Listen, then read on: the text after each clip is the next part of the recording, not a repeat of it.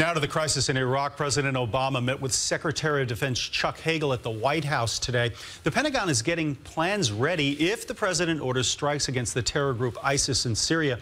In the meantime, investigators are moving closer to identifying the terrorist who killed James Foley. He's arguably the most wanted man in the world, the man who barbarically beheaded American journalist James Foley. And now U.S. and British investigators are hoping by identifying him, they'll soon be hot on his trail. The hooded terrorist in the video spoke with a British accent and is believed to be a Muslim radical who joined ISIS in Syria. I'm back in this room and I'm writing again.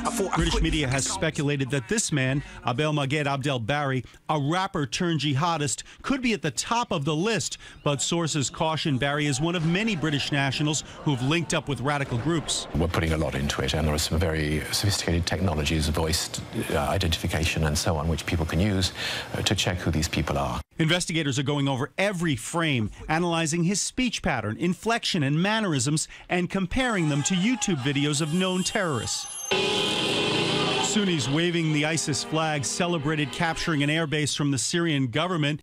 ISIS fighters stormed the Tabqa airbase in northern Syria, killing dozens of troops. Earlier this month, the U.S. military began striking ISIS targets in Iraq.